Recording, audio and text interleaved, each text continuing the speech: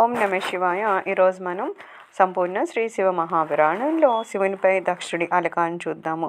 ఒకానొక సమయంలోనంట కొందరు మునులు కలిసి ప్రయాగ క్షేత్రంలో యజ్ఞం చేస్తూ ఉన్నారంట. ఆ యజ్ఞానికి సనక సనందనాది సిద్ధులు, నారదాది దేవర్షులు, మరీచ్యాది ప్రజాపతులు ఒకరేంటి వాళ్ళందరూ వచ్చి అక్కడ ఉన్నారంట. సాక్షాత్తు శివుడు కూడా వచ్చి ఉన్నారంట. అందరూ శివుడిని అర్చించారంట. శివుని దర్శనంతో సంతోషించి ఆయన అంతరంగులయ్యారంట. అంతా అలా ప్రశాంతంగా ఉండగా మరికొంతసేపటికి దక్ష ప్రజాపతి కూడా వచ్చారంట. వస్తూనే బ్రహ్మకి నమస్కరించారంట. ఆయన చూసి అందరూ లేచారు, నమస్కరించారు, దక్షుడిని కీర్తించారు. ఒక్క శివుడు మాత్రము తన స్థానంలోంచి కదలకుండా అలానే కూర్చుండిపోయారంట. దక్షుడికి అది అవమానంగా అనిపించింది. అందరూ తన్ని గౌరవిస్తున్నప్పటికీ శివుడు మాత్రం అలా నిస్పృహుడిగా ఉండడము ఆయన గిట్టలేదు. ఆ గిట్టనితనం తనలోనే దాచుకోలేకపోయాడు. ఆయన బయట పెట్టేశాడంట.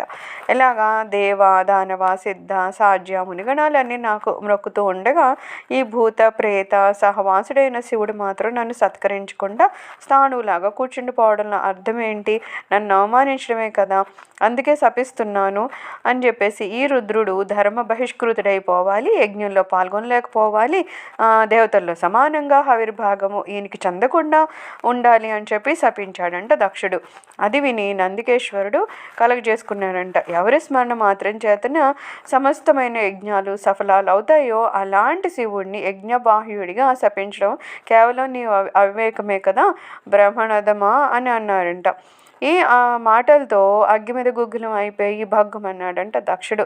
నువ్వెంత వాడు నాకు చెప్పడానికి? అసలు మీ రుద్రగణాలన్నీ వేద మార్గాన్ని పరిత్యజించటం కాకుండా మహర్షి సాంప్రదాయాలకు దూరమైపోదురు కాక, శిష్టాచార బహిష్కృతులై జటాభస్మదారులై చరింతురు కాక అని మళ్ళా ఆయన శపించారట. నందీశ్వరుడు మాత్రం ఏమన్నా ఊరుకునే ఉంటారా? ఆయన కూడా ఏమన్నాడంట, ఓరి సట్టుడా, మీ బ్రాహ్మణులంతా కేవలం వేదోక్త కర్మవాదులైపోతారు కాక, వేదార్థమైన శివతత్వం మీకు పట్టుబడకుండా ఉండు కాక, అభిజాత్యహీనులు యాచకులు అయ్యదురుగాక, నిత్యము దాన పరిగ్రహులయ్యి దరిద్రులైపోతారు కాక, దుష్టదాన స్వీకరణాగ సంతృప్తులై కొందరు నరకవాసులు అవుదురు కాక, మరికొందరు బ్రహ్మరాక్షసులు అవుదురు కాక ఆయన శపించారట. శివుడిని సర్వేశ్వరుడిగా కాకుండా కేవలం త్రిమూర్తుల్లోని ఒకటిగా మాత్రమే భావించే వాళ్ళంతా తత్వజ్ఞానహీనులు అవుతారు గాక. ఇక నువ్వు ఆత్మోద్ధరణ మార్గాన్ని వదిలి పశుప్రాయుడివై కేవలము కర్మనిష్టాపరుడివై అతి త్వరలోని అజముఖుడివై అలరారదు కాక అని ప్రతిశాపం పెట్టేశారు నందీశ్వరుడు. ఈ శాపాల యుద్ధంలో అందరూ హాహాకారాలు చేస్తూ ఉన్నారట. అప్పుడు బ్రహ్మదేవుడు దక్షుడిని మందలించాడంట. శివుడేమో నందికేశ్వరుని మందలిస్తున్నారంట. ఆ యజ్ఞం అయిన తర్వాత ఎవరి దారిన వారు వాళ్ళ స్వస్థలాలకు వెళ్ళిపోయారంట. అయితే శివుడు మాత్రము ఒత్తిగా పలుకుతారే తప్పితే ఆయనేం పెద్దగా పట్టించుకోరు కాబట్టి ఆయన ఇదంతా మర్చిపోయారంట. కానీ దక్షుడు అలా మర్చిపోయలేకపోయాడంట. మనసులో కక్ష పెంచేసుకున్నాడంట.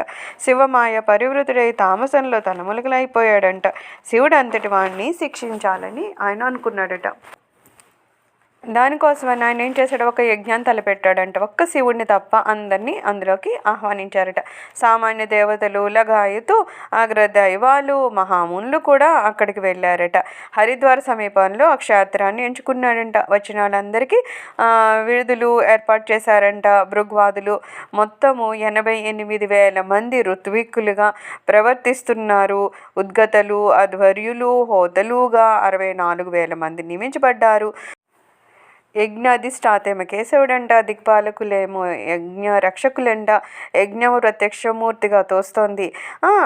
ఆహుతులు స్వీకరించే నిమిత్తంగా అగ్ని తన వేనాల్కలతోనూ ప్రజ్వరిల్లిపోతున్నాడంట.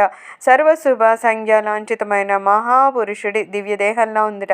ఆ ప్రాంతమంతాను ఎటొచ్చి పుర్రెలు దాలుస్తున్నాడు కనుక శివుడు ఆయనతో కాపురం చేస్తుంది కనుక అంబని మాత్రం ఆయన ఆహ్వానించలేదంట. దక్షుడు అంతమంది వచ్చినా సరే ఆ అగంతక అంతకుడు రాకపోవడాన్ని కనిపెట్టాడు దధీచి. వెంటనే అతను దక్షుణ్ణి అడిగాడంట, ఏమోయ్ దక్ష, ఇంతకీ ఏణపాణి లేకుండా యాగం జరిగిపోతుంది ఏంటి? సమస్త అమంగళ ప్రశమనుడు సర్వమంగళ ప్రదాత అయిన శంకరు లేకుండా యజ్ఞం బాగుండదు.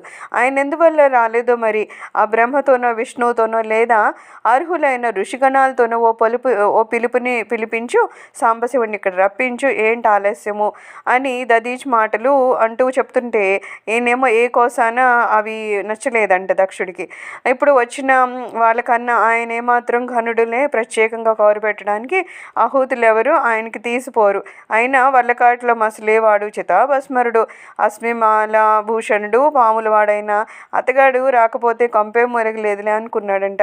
అప్పట్లో ఏదో బ్రహ్మమాట కొట్టేయలేక కూతుర్నిచ్చి పెళ్లి చేశానే కానీ అదంతా ఆయన గారి గొప్పతనమేం కాదులే, కావాలని పిలవలేదు నేను. ఆ గొడవ ఆపి వచ్చిన వాళ్ళు మీరందరూ కలిసి యజ్ఞ శుభంగా ముగించండి అని నవ్వాడు. అప్పుడు దధీచి, ఇంక నువ్వు యజ్ఞం చేసినట్టేలే అనేసి అక్కడి నుంచి ఆయన వెళ్ళిపోయాడట.